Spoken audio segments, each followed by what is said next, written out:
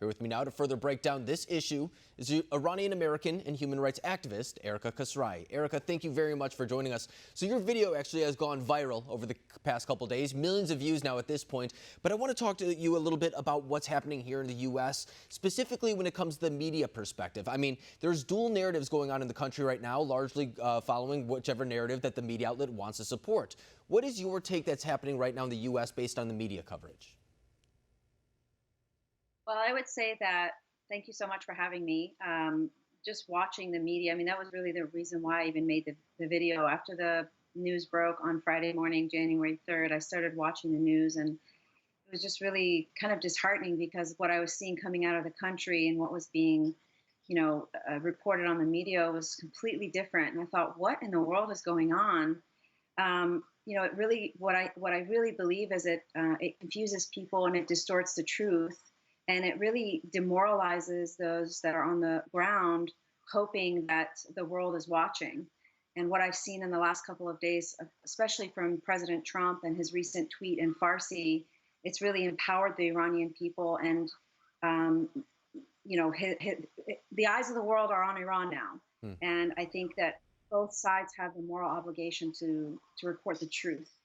And a lot of times, too, when we talk about this topic, there is a degree of separation. We don't very frequently hear from actually people who are from Iran or Iranian Americans, for that matter. It's always a lot of times people in suits, experts talking about this. But you're someone who was born in Iran. You fled the Islamic Revolution in 1979. So you very much so do have ties still to Iran, but you've also been there firsthand yourself. In regard to the Qasem Soleimani killing, I mean, we've heard two different narratives, as we were saying, regarding that. What are people in Iran saying about that situation? Well, look, I mean, you can either believe me or you can see it for yourself. During the last couple of days after the last narrative about Qasem Soleimani being a hero, the Iranians took to the streets, not only because of the death of Qasem Soleimani, but because of the Ukrainian airliner that went down. Right. There's a video footage that I tweeted out, and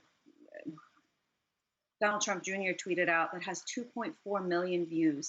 It's an image of an Iranian protester pulling down a banner that the regime set up, to honor Qasem Soleimani. People are kicking his face. People are burning his picture in public and putting it out on social media. People are pulling down banners of him on walls that were set up. The propaganda of the regime. They paint the American flag and the Israeli flag on the doorsteps of universities, of schools, of government buildings, so that people are forced to walk on them. And there's footage out there right now that shows Iranian students who refuse to walk on the American flag. So despite what the rhetoric of some in the media have been, the Iranian people are bravely coming out, rising up to show the world, now that the eyes of the world are on them, that this is not who they are. They have great respect for the American people and the American flag. And Erica, that's an important point, too, because I don't think we can overstate what these people are facing by showing up against their government in those protests. I mean, it's not like here in the United States where you go home afterwards and you can post your videos to social media and that's that. I mean, these people in Iran face very much so persecution. I mean, there's reports anywhere from 400 to 1,500 Iranian protesters being killed at the last demonstrations. So the fact that they're coming out once again is very much so a powerful statement. So you mentioned the Ukrainian plane that was shot down right outside of Tehran by Iran. But that's not all that they're protesting. I mean, there's been protests going back for the better part of several years up to this point. What do the Iranian people think about their government right now? Well, look, the Iranian people, the regime is weak at home. And as you stated, the first pro-democracy movement was started by students at the University of Tehran in 1999. Obviously, at that time, the only social media platforms that were available were Facebook and YouTube and AOL Messenger. Right. Today, we have, the media, is censored in Iran. The only form of communication with the outside world is through social media. And I'm in contact with activists on the ground. In fact, today I had an activist from Shahid Beheshti University reach out to me and say they've arrested 25 students who refuse to walk on the American flag. They round them up, they come and round them up, and you never see them again. You don't know what happens to people. I think there was a disconnect, and the reason why the video went viral is because, for most part, Americans don't know about what's going on inside Iran or inside of the Middle East, Sure. specifically with Iran.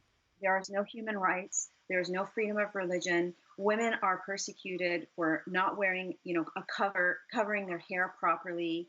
Um, you know, Religious minorities are persecuted again, specifically the Baha'is. For me as an American, I've had the privilege of practicing democracy, and what I've seen from the media and really from the Hollywood is the portrayal of the Middle East as we're always terrorists. We always play the terrorist roles. What I wish to see is a exchange of our cultures, to show the beauty of American culture. I love living in this country. I love the cultural practices that we have in this country. But I also know that Iran has a rich history. And couldn't we exchange these two cultures together to have better understanding and engage each other with respect? That's my desire. Well, I really appreciate the work that you're doing on that front too, because just something as small as speaking out when it comes to this issue, something as small as sharing the videos that you have been sharing, it really adds a layer of transparency to this whole process, because right now there's so much tension regarding Iran that I think it's important for people to, well, they tend to forget, I should say rather, that there are a lot more similarities than there are differences when it comes to the people of America and the people of Iran. But Saghar Kasraie, I suggest all of our viewers go follow her on social media. She's on the front lines regarding this effort. Saghar, thank you very much for joining us tonight.